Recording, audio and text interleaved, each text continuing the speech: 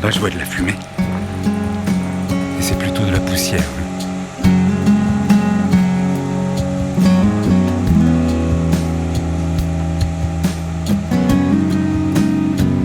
On est la dernière semaine de juin, et pourtant, la moisson des blés a commencé autour du village.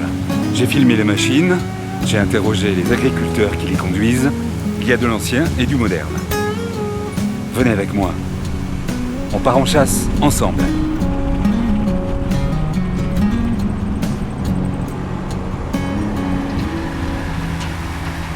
C'est très chaud et on rentre du blé de qualité. Cette année, c'est comme ça. Et après, en égrenant un peu quelques épis, je vais vous dire à peu près combien ça fait, à peu près à quelques quintaux de pain. Je suis optimiste, il faut toujours, parce qu'en tant que jeune agriculteur, il faut voir vers l'avant.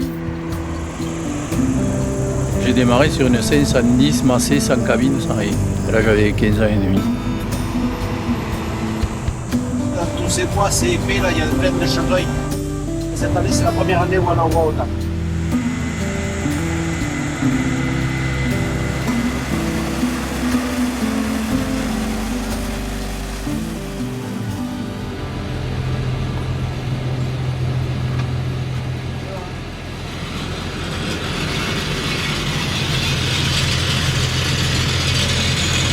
On va voir si vous êtes costaud pour nous fermer l'échelle.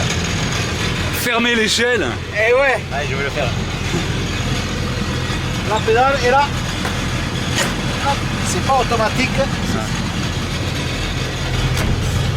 Allez.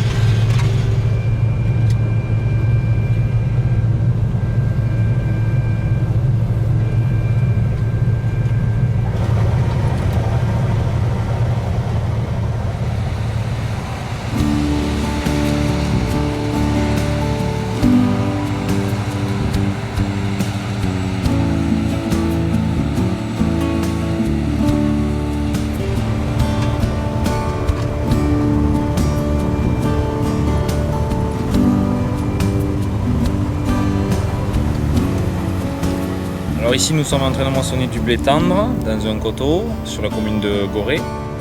L'exploitation se situe sur 3 sites, Verfeil, Lanta et Gorée. On est en GAEC avec mon père. On est une SAU de 250 hectares en grande culture, tout en sec.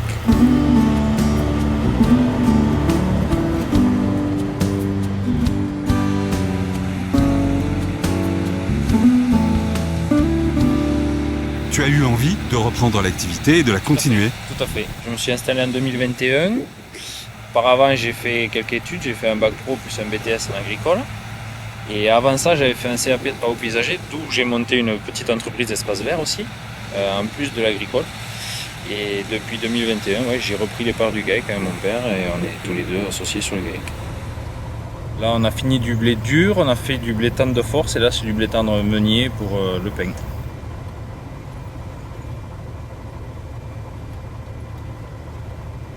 Pour s'assurer de la qualité du blé de la récolte, on amène notre blé à la coopérative. Ils nous prennent des échantillons par benne. Ils mesurent le PS, le poids spécifique du grain, et l'humidité et les protéines. Alors cette année, le blé est plutôt correct. Un peu le blé dur qui a pêché par endroits, certaines variétés qui ont décroché. Ah oui. Mais sinon, après, dans l'ensemble, ça va. Il n'y a pas trop à se plaindre. Les rendements sont au rendez-vous et la qualité est correcte.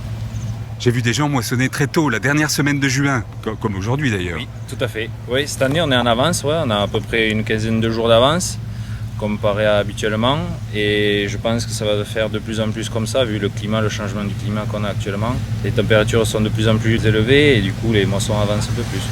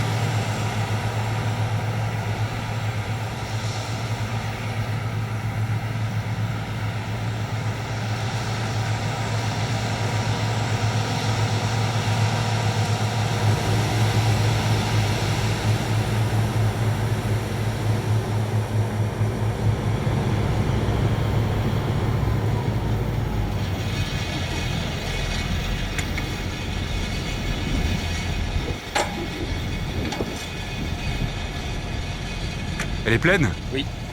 Je confirme. Combien de tonnes? Là, à peu près une quinzaine de tonnes, il y a dans la caisse. Et sur ce champ, ça fera combien? De tonnes en tout? Ouais. Là, il fait que 4 hectares et demi. Bon, on va essayer de sortir 2-3 caisses, si c'est possible.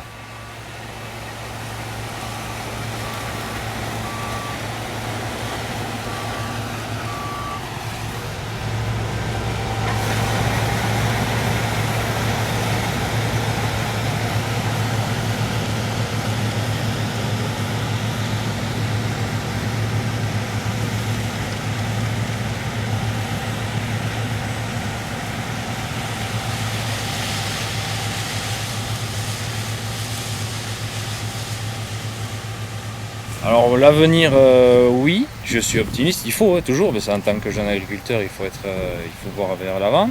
Mais je pense qu'il y aura quelques petits changements à faire et un petit tournant à prendre, à mon avis. De quel genre? Et il va falloir s'adapter par rapport au climat qui change et peut-être un jour voir d'autres cultures, je sais pas. D'autres cultures, qu'est-ce qui peut s'adapter ici? Ici, dans le coin... L'olivier maintenant. Ouais, j'ai vu qu'il y avait quelques plantations d'oliviers, certains ils s'y lancent. Après, il faut voir d'autres cultures, il faut voir.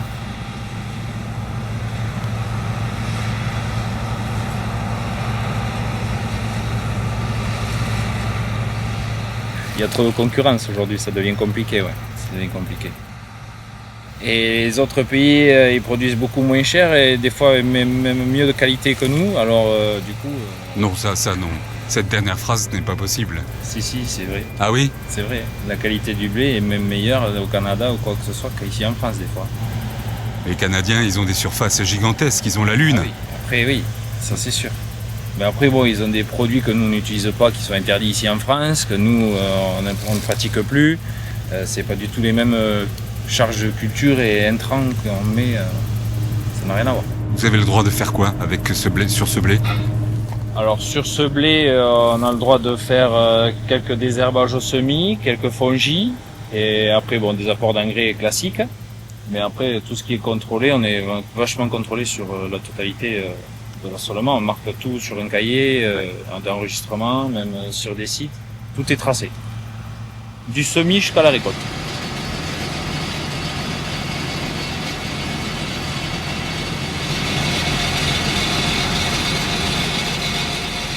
Je sais pas comment ça s'ouvre, s'il y a une manette. À bientôt, à la prochaine.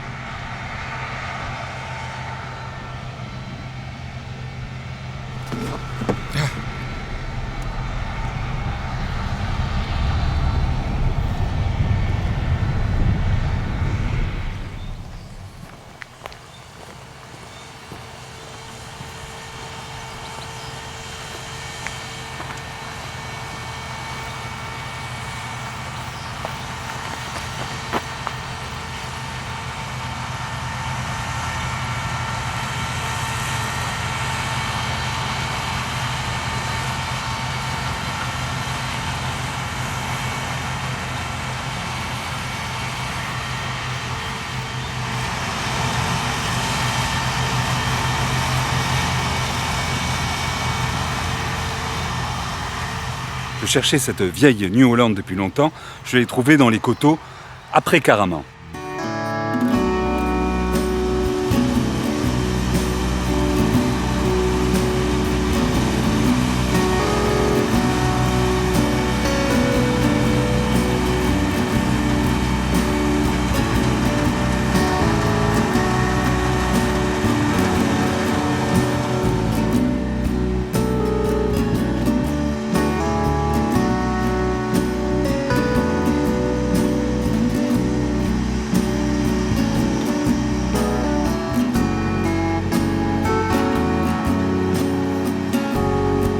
C'est Yves qui descend de la machine. Il Il me rejoint pour une petite conversation autour de cette New Holland et du métier d'agriculteur qu'il a pratiqué toute sa vie. Vous êtes à la retraite depuis 11 ans, c'est ça? 11 ans, oui. Vous avez commencé quand, vous? Moi, j'ai commencé en 72 de m'installer. Je me suis installé sur 7 hectares. Après, j'ai repris la ferme de mes parents, 29 hectares, dont il a fallu partager avec ma sœur. Et après, petit à petit, j'ai pris des fermages. Et je me suis agrandi. Et après, on a fait un GAEC avec M. Libert en 83, 85. On a travaillé pendant 20 ans. Après, j'ai repris l'exploitation en nom propre, parce qu'ils ont voulu faire la transformation, qui est aujourd'hui le moulin de Périne. Après, j'ai fait une société avec ma fille pendant 4 ans, 5 ans. Ben là, ça n'a pas marché. Et après, je me suis retrouvé à la retraite. Et je me la coule doucement. Terminé. Voilà. Vous faisiez quoi quand vous étiez en Je faisais activité? céréales. Moi, je faisais céréales, blé dur, tournesol, mais je faisais beaucoup de cultures spécialisées. Je faisais maïs semences, carottes trotte graines, je faisais colza semences. Et là, de la valeur ajoutée à l'hectare. Dans le coin, là? Ah oui, oui, juste derrière. Ah. Derrière, là. Et cette année, c'est une année à blé. Ils ont eu un potentiel à peu près moyen. Et de la veine cam, parce qu'il y a du PS, il y a des protéines, il y a de tout. Mais bon, toutes les années qui suivent ne se ressemblent pas. D'après Jacques, il m'a annoncé des rendements entre 70 et 75 en blé tendre. Et en blé dur, ça oscille aux alentours 55 jusqu'à 65, d'après ce que j'ai entendu. Travailler dans une machine de 30 ans, C'est facile à comprendre. Quand on a une petite exploitation de taille moyenne, ben, vous avez vu combien ça vaut le prix d'une moissonneuse, ça vaut 400 000 €. Et il faut amortir, il faut passer pas 500 hectares, il faut passer 700, 800 hectares. Un engin comme ça vaut 35 000 €. On l'amortit très bien sur 200 hectares. Enfin, moi, j'avais que 125 hectares, j'ai toujours bien gagné ma vie. Mais bon, il n'y avait pas la même charge que maintenant. Les primes PAC étaient supérieures aujourd'hui. Le temps qui aide pas. Les aléas climatiques. oui, bien sûr. Ben oui. Non, mais moi, j'ai gagné bien ma vie. Avec 125 hectares, il n'y a pas besoin d'avoir 1000 hectares pour gagner sa vie. Bon, il court après les hectares. Mais pour faire quoi? Pour devenir riche. Non, riche au cimetière. Je ne suis pas d'accord. Hein. Bon, après, peut-être, je sais pas. On a des politiques qui ne nous aident pas trop, quand même. Eux, je pense que ce qu'ils veulent, c'est ça. Ils veulent des grandes surfaces, qui puissent bien gérer les affaires, que ce soit tout bien contrôlé. Et là, une fois qu'ils auront tenu tout le monde, là, ils seront contents. Je pense que le monde agricole a changé, quand même, parce que nous, on voyait l'agriculture de groupe. Aujourd'hui, l'agriculture de groupe, je crois que c'est plus possible. Chacun vit pour soi, d'après moi, chacun vit pour soi. Et je pense que ça, c'est pas trop bon, hein, parce que le jour où on a un problème de santé, on se retrouve tout seul après.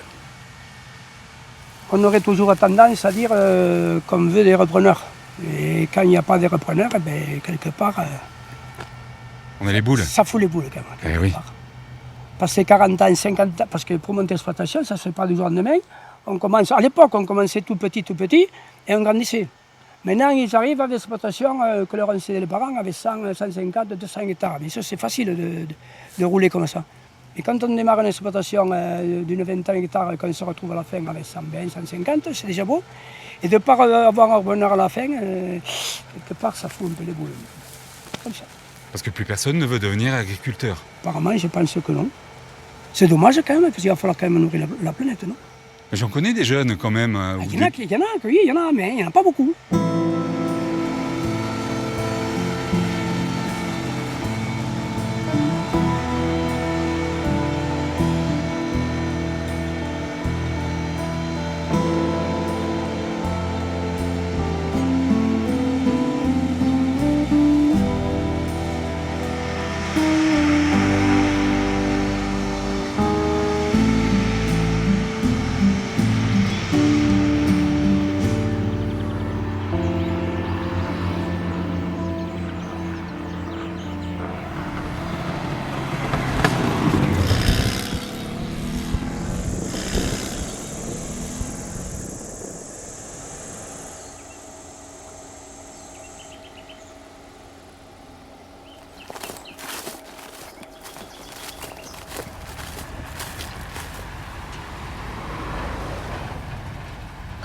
Tiens, quelqu'un que je connais est en train d'arriver. Je pense qu'il va me prendre à bord.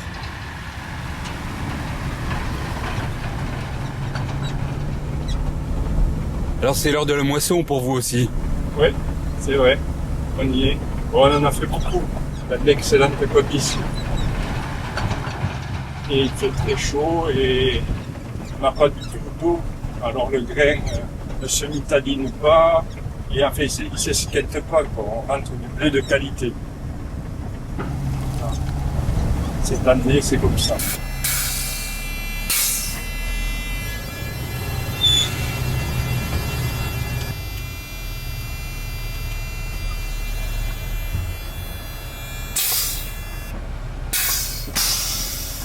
Voilà, je vais vous laisser là. Jean-Marc, l'agriculteur, est parti au cielo. Il m'a laissé dans le champ, sur la paille, pourrait-on dire. Et j'attends la grosse machine verte.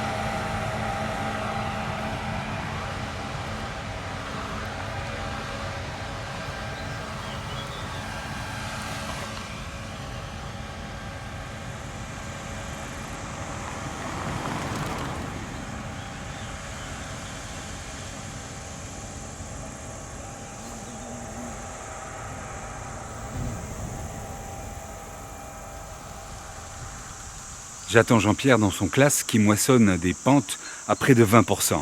Il va débouler à travers les frondaisons dans le lacet.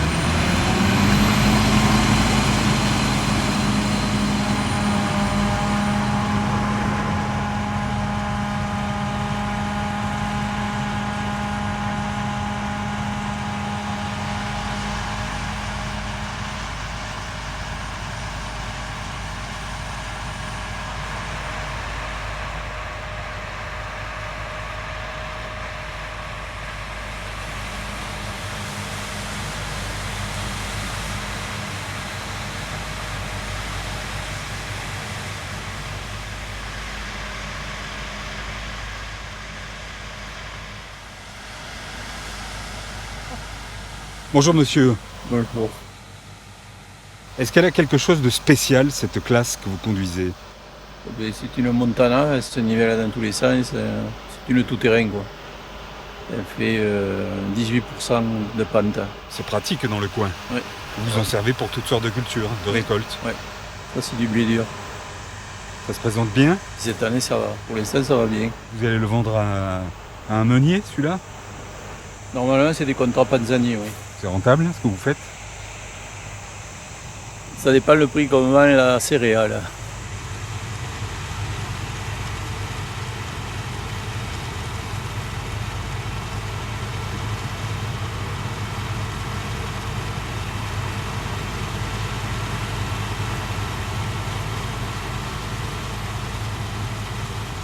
Donc il y a des débouchés dans l'agriculture.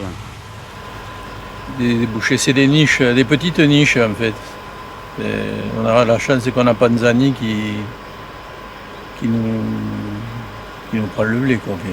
Le blé français, parce que c'est pour des pâtes françaises.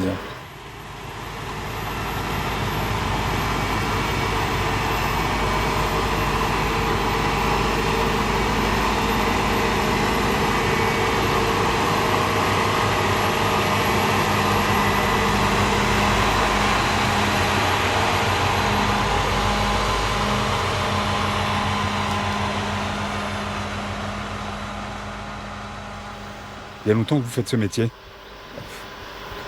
40 ans. Même plus, 50 ans. Vous êtes d'une famille d'agriculteurs? Ah oui, le grand-père était agriculteur aussi, du côté de mon père. Pas de ma mère, mais de mon père. Ils ont tous été agriculteurs.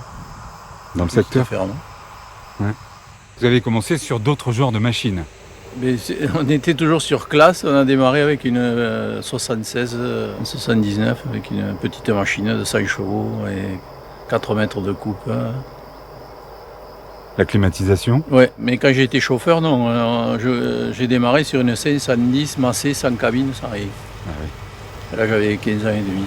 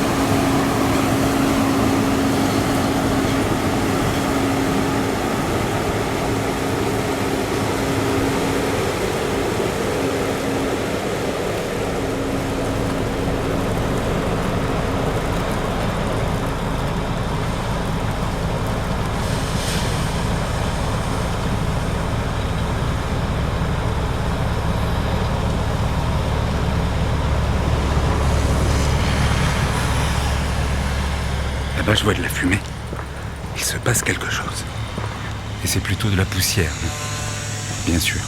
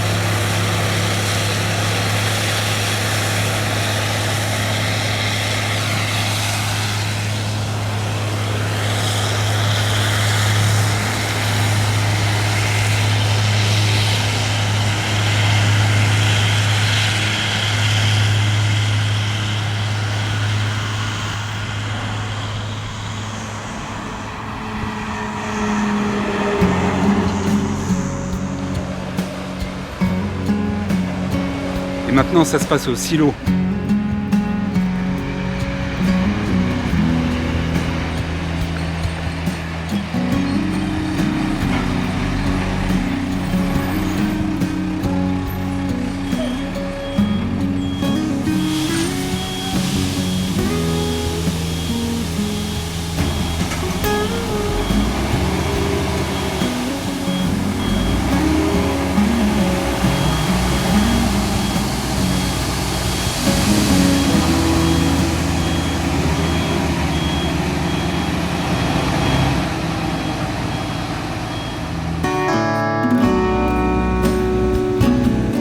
Pour finir, on est remonté dans la machine rouge pilotée par Didier.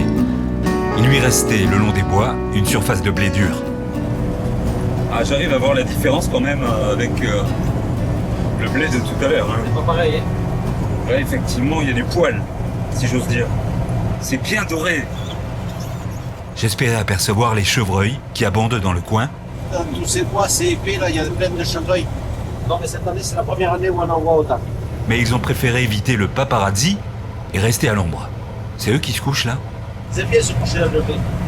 Parce que les mères font les petits dans le nid, dans le blé. Il fait plus frais dans le blé. Non, sûrement qu'ils sont plus tranquilles. La journée, ils passent dans le blé, et comme ça, le soir, la mère les récupère. Vous avez le compas dans l'œil ou c'est le GPS qui marche là? Non, c'est le lit. Avisto de nas.